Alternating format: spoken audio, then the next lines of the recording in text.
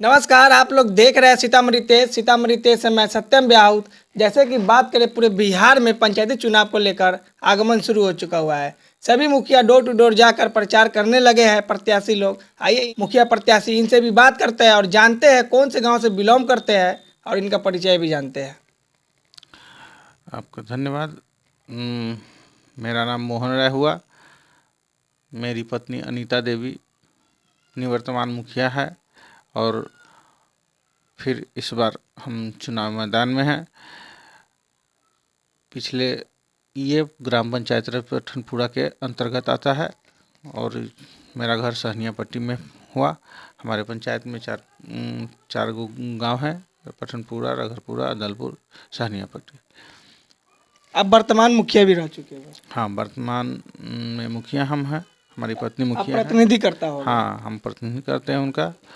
हमारी पत्नी मुखिया है। ऐसा क्या लगा जो मुखिया पद चुने? और भी अन्य पद था, उनको न चुनते हुए मुखिया पद चुनने का उद्देश्य क्या है? मैं इससे पूर्व में पंचायत समिति रहा हूँ, 2 टर्म पंचायत समिति रहा। इसके बाद पिछली बार मैं मुखिया का चुनाव लड़ा। मुखिया का चुनाव लड़ने के पीछे मेरा मेन उद्देश्य था कि समाज, ग्राम पंचायती राज जो व्यवस्था है, सिस्टम है, उसमें आपको भरपूर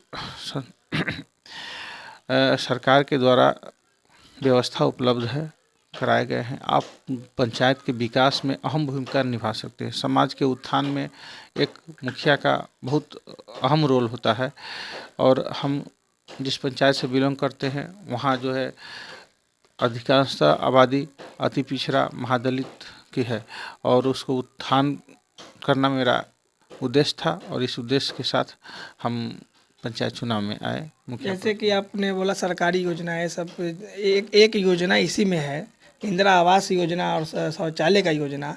वो तो सरकार के द्वारा दिया जाता है, लेकिन उसमें 20,000 30,000 का उगाही किया जाता है। मैं आपको बता देना चाहता हूँ कि मेरे पंचायत में किसी व्यक्ति से पूछ लीजिएगा कि इंदिरा आवास में मुखिया के द्वारा 5 गो पैसा लिया गया हो तो हम अपने इस राजनीतिक जीवन से इस्तीफा दे देंगे। मैं और मेरा कोई भी व्यक्ति इंदिरा आवास के क्रियान्वयन में 5 रुपया नहीं लेने का काम किया है और नहीं लेने का काम करते हैं। एक चीज़ और, शिक्षा को लेकर अगर बात करें तो हर एक पंचायत में, गांव में शिक्षा का स्थिति बहुत ही जर्जर होता है। आपके पंचायत में शिक्षा नीति को लेकर क्या स्थिति है? शिक्षा की बात करते हैं तो हमारे यहाँ पंचायत में सर्वप्रथम इस बार जो है ना उत्क्रमित एक हाई स्कूल हम लोग करवाए हैं। जो मध्य विद्यालय रघरपुरा था उसको हम लोग उत्क्रमित करवा के लग के उसको हाई स्कूल में कन्वर्ट कराए हैं। शिक्षा के स्तर जो ग्रामीण परिवेश में है, जहाँ भी शिक्षक हैं तो क्लास चलता है और क्लास कुछ जगह शिक्षक की कमी थी, अब धीरे धीरे उसकी पूर्ति भी हो रही है। जो बहाली हुआ है उस हिसाब से शिक्षक की कमी थी, लेकिन अब धीरे धीरे कुछ बहाली होने के बाद वो व्यवस्था धीरे धीरे सुचारू रूप से हो जाएगा।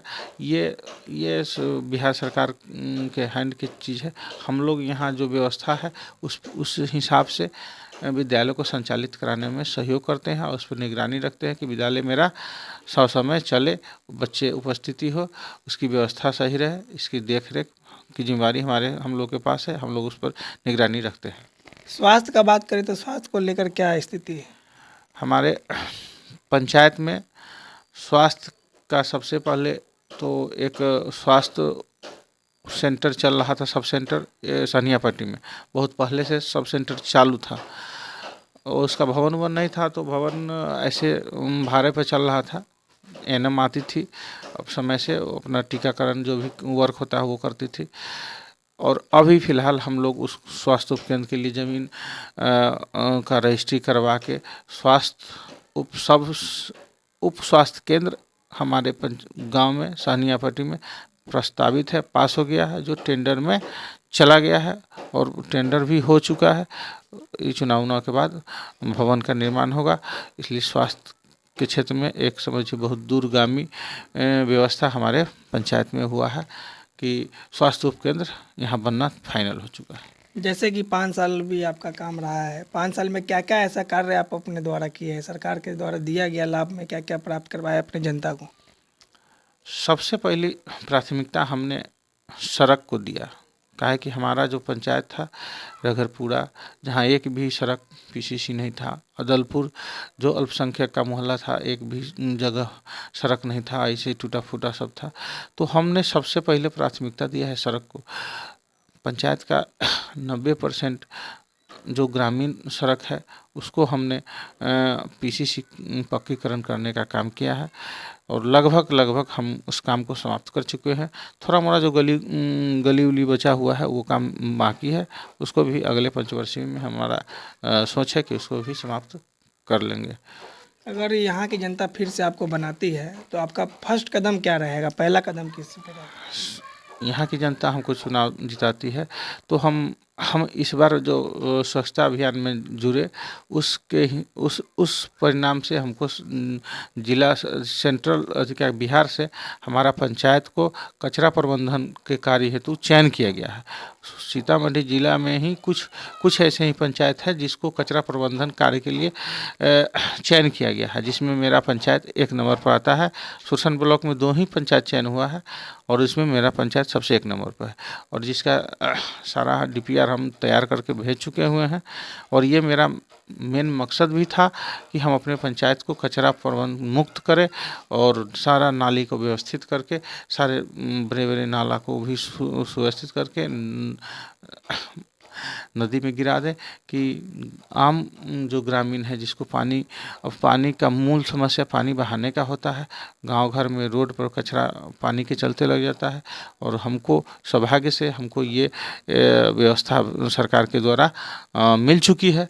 तो मेरा फर्स्ट फोकस उसी पर होगा कि हम पंचायत के सभी नालों को एकत्रित कर जोड़ कर एक बड़े नाला में कन्वर्ट कर और सारा कचरा को कूड़ा का सिस्टम, कूड़ेदान का भी सिस्टम मेरे पास आ ही गया है, उसको करना मेरा सबसे प्राथमिकता है। इलेक्शन के टाइम में तो सभी प्रत्याशी जो मुखिया में खड़े होते हैं वो बड़े बड़े वादे करते हैं कि हम ये करेंगे वो करेंगे, लेकिन वही जीतने के बाद अपने वादे पे कायम ही नहीं हो पाते हैं। आपको कह देना चाहते हैं आपके माध्यम से, मैंने पिछले बार भी जो चुनाव की तैयारी किया, चुनाव में लड़ा, तो हमने वादे किसी से नहीं किए। मेरा एक ही सिद्धांत है, काम करना है, कहना नहीं है। आप काम करके दिखाना मेरा सोच है और हम काम करते हैं, कहने पर विश्वास नहीं रखते हैं। रुझान क्या लग रहा है जनता का इस बार? बहुत अच्छा है। फिर जनता मतदाता मालिक फिर हमको आशीर्वाद देंगे और पुनः मैं मुखिया, मेरी पत्नी मुखिया बनेगी, मैं उनका प्रतिनिधि हूँ, प्रतिनिधित्व करता रहूँगा। धन्यवाद। आप लोग देख रहे थे सीतामढ़ी तेज।